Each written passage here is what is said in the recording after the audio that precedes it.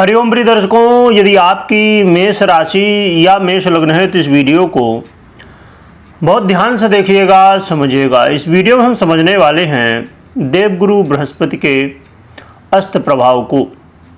देवताओं के गुरु बृहस्पति जो कि सबसे शुभ ग्रह माने जाते हैं, अब वो अस्त हो रहे हैं और इनका अस्त काल क्या प्रभाव देगा इसे हम जानेंगे। क्योंकि देवगुरु बृहस्पति एक वो ग्रह हैं जो कि हमारे जीवन में बहुत ही महत्वपूर्ण कारक तत्वों का आधिपत्य रखते हैं, और वही देवगुरु बृहस्पति अब अस्त हो जाएंगे तो क्या प्रभाव होगा। देवगुरु बृहस्पति, चाहे वो आप विद्या की बात कर लें, ज्ञान की बात कर लें, चाहे विवाह की हम बात करें, चाहे मान सम्मान, धन संपत्ति, यश प्रतिष्ठा, ये सभी कारक तत्व देवगुरु बृहस्पति के पास है। हमने सूक्ष्म रूप में समझा जो कि बहुत सारे कारक तत्व देवगुरु बृहस्पति के पास हैं। और मेष वालों के लिए बहुत ही महत्वपूर्ण, यदि मंगल के बाद देखा जाए तो दूसरे सबसे महत्वपूर्ण ग्रह मेष वालों के लिए कोई है तो देवगुरु बृहस्पति, क्योंकि देवगुरु बृहस्पति आपके भाग्य से हैं। देवगुरु बृहस्पति भाग्येश के साथ साथ ये आपके बेश भी हैं और वर्तमान में मिथुन राशि में गोचर कर रहे हैं और आपके तीसरे भाव में गोचर कर रहे हैं। देवगुरु बृहस्पति देखा जाए तो 12 जून को रात्रि में 11:30 बजे अस्त हो जाएंगे पश्चिम दिशा में, और ये 6 जुलाई तक अस्त रहेंगे। 6 जुलाई को फिर उदय होंगे। देवगुरु बृहस्पति देखा जाए तो हमारे जीवन में प्रारंभ से लेके, जन्म से लेके अंत पर्यंत इनका प्रभाव है।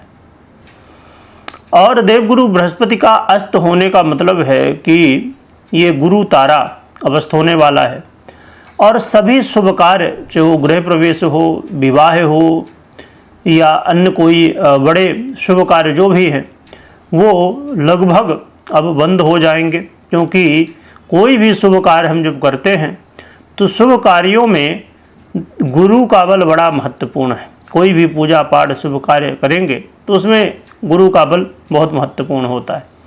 इसीलिए अब ये सभी शुभ कार्य 6 जुलाई तक बंद रहेंगे। 7 जुलाई से फिर चालू होंगे। 1-2 दिन बाद चालू होता है तो फिर आगे चल के चालू हो जाएंगे। तो कहा जाए कि देवगुरु बृहस्पति का ये प्रभाव, अब एक चीज़ और भी है, कुछ पंचांगों में आपको देखने को मिलेगा कि 10 जून को ही ये अस्त हो चुके हैं। तो इसमें कई बार थोड़ा गणनाओं में अलग अलग पंचांगों का डिफरेंस हो जाता है। तो क्या प्रभाव देंगे इसे हम अब समझते हैं। देवगुरु बृहस्पति का अस्त होने का मतलब ये है कि भाग्य का कमज़ोर हो जाना।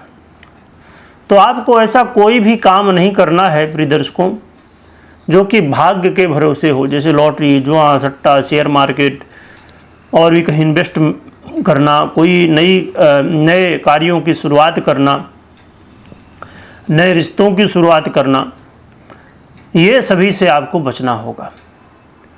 कोई बहुत बड़ा डिसीजन लेना, इन सब में जब हम कोई काम करते हैं और देवगुरु बृहस्पति जब अस्त अवस्था में हैं तो ऐसे में कहीं न कहीं भाग्य का जब साथ नहीं मिलता तो कई बार हम मेहनत तो खूब करते हैं पर रिजल्ट नहीं दिखता है। इस समय लोगों को महसूस हो सकता है कि आप जो भी काम कर रहे हैं उसमें देरी हो रही है, काम में सफलता नहीं मिल रही है, आपकी बुद्धि, आपका ज्ञान कहीं ना कहीं काम नहीं कर रहा है।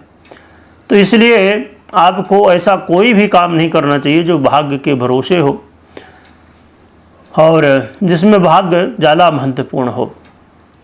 इसके अलावा देवगुरु बृहस्पति आपके तीसरे भाव में हैं, तो कोई परीक्षा, प्रतियोगिता, इंटरव्यू वगैरह दे रहे हैं तो ऐसे में आपको बहुत तैयारी को मजबूत रखना होगा, क्योंकि गुरु का बल नहीं होगा, जिसकी वजह से ज्ञान में कमी, बुद्धिमत्ता में कहीं ना कहीं उसका प्रभाव दिखेगा, उसमें कई बार हम निर्णय नहीं ले पाते या कुछ उस समय जो आवश्यकता उस समय बोल नहीं पाते, सोच नहीं पाते, क्योंकि ज्ञान के अधिपति तो देवगुरु बृहस्पति ही हैं।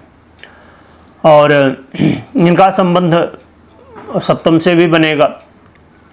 तो दाम्पत्य जीवन में यदि आप बंधना चाहते हैं, विवाह इत्यादि करना चाहते हैं, तो इसके लिए वैसे भी शुभ कार्य नहीं हो सकते। बाकी कुछ लोग इस चीज़ को नहीं मानते जैसे तो इसका प्रभाव कहीं न कहीं फिर आगे देखने को मिलता है कि वैवाहिक जीवन में समस्याएं देखने को मिलती हैं। इसलिए दाम्पत्य जीवन में ध्यान रखिए। नए रिश्ते की शुरुआत कर रहे हैं तो ध्यान रखिए। कोई व्यापार कर रहे हैं और देवगुरु बृहस्पति से संबंधित यदि खासकर व्यापार है, सभी व्यापार में इसका प्रभाव पड़ेगा, परंतु खासकर देवगुरु बृहस्पति से संबंधित व्यापार में और ज़्यादा जैसे शिक्षा का क्षेत्र हो गया, ट्यूशन, आज के समय में बहुत सारे क्लासेस होते हैं, स्कूल कॉलेज, इन सब बहुत सारे कार्य, ज्वेलरी से संबंधित काम हो गए, और भी ऐसे बहुत सारे कार्य जो देवगुरु बृहस्पति के प्रभाव में आते हैं। तो इनसे संबंधित बिजनेस में इसका कहीं न कहीं निगेटिव प्रभाव पड़ेगा, यानी कि व्यापार में उतार चढ़ाव की स्थिति। साथ में देवगुरु बृहस्पति आपके आय को भी प्रभावित करेंगे। तो जब आय को प्रभावित करेंगे तो जहाँ से भी आय हो रही है उसमें बाधाएं, रुकावटें आने की संभावनाएं। ये भाव कामनाओं का भी है। तो आपने जो प्लानिंग की थी तो प्लानिंग में कहीं न कहीं देरी हो जाना या प्लानिंग का फेल हो जाना, ऐसी स्थितियां देखने को मिल सकती हैं। व्यय भाव के अधिपति हैं तो विदेश से संबंधित जो लोग कार्य करते हैं या यात्रा करना चाहते हैं तो उसमें बाधाएं आना, यानी कि जब गुरु का बल कमज़ोर हो जाता है तो इन सब क्षेत्रों में आपको प्रभाव दिख सकता है। और इसके लिए क्या करना चाहिए जिससे हमें अच्छे परिणाम मिल सके, हम गुरु को बलवान कर सकें। एक तो ये उदय होंगे जब तो होंगे ही। आप उपाय क्या कर सकते हैं, इसके लिए कोशिश करिए कहीं आसपास मंदिर हो तो जाके भगवान के दर्शन करिए, और नित्य प्रति जो भी पूजा पाठ आपसे बने, आपने यदि गुरु मंत्र लिया है तो उसका जप करिए, और सूर्य के मंत्रों का जप करिए जिससे आपको बल मिले।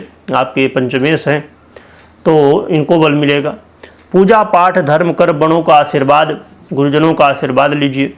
तो जितना शुभ कार्य कर सकते हैं, यानी कि आशीर्वाद ले सकते हैं, अपने पुण्य को बढ़ा सकते हैं, उतना ही अच्छा है। तो ये आप उपाय कर सकते हैं। और बाकी हमेशा देखिए, कभी भी कोई भी ग्रह स्थिति हो तो हमें डरने की आवश्यकता नहीं है, भयभीत होने की आवश्यकता नहीं है। ग्रह स्थितियों को समझने की आवश्यकता होती है। और कई बार एक लोगों के मन में प्रश्न होता है, मैं एक कमेंट पढ़ रहा था कि कभी आप जब सुनते हैं कोई ग्रह अच्छा प्रभाव दे रहा होता, समझिए आज आपने किसी ग्रह की वीडियो देखी तो बहुत अच्छा प्रभाव दे रहे थे और पता चला अब देवगुरु बृहस्पति अस्त हो गए हैं, तो समझिए अभी कुछ दिन पहले ही मई में ही गुरु का परिवर्तन हुआ है, तो आपने सुना होगा कि भाई बहुत अच्छे प्रभाव देंगे, पर अब सुनने में आ रहा है अरे बहुत बुरा प्रभाव देंगे। तो ये कैसे? क्योंकि देखिए, जब जो ग्रह की स्थिति है वो कोई ग्रह अच्छा दे रहा तो कोई ग्रह बुरा दे रहा है, स्वाभाविक सी बात है। तो जो अच्छा दे रहा तो अच्छा भी होगा, जो बुरा दे रहा वो भी होगा। इसीलिए कई बार देखते हैं कि काम बन रहे होते हैं, कुछ बाधाएं आ जाती हैं, फिर वो बाधाएं दूर होती हैं, फिर काम बनता है। तो इसी तरह जीवन में हम ऐसा तो संभव ही नहीं कि हमारे जीवन में हर कुछ अच्छा ही हो रहा हो, कुछ अच्छा भी हो रहा होता, कुछ बुरा भी हो रहा होता है ना। तो इसीलिए अलग अलग ग्रह अपना अलग अलग प्रभाव देते हैं, इसलिए वो आपको सुनने को मिलता है। वीडियो देखने के लिए बहुत बहुत धन्यवाद।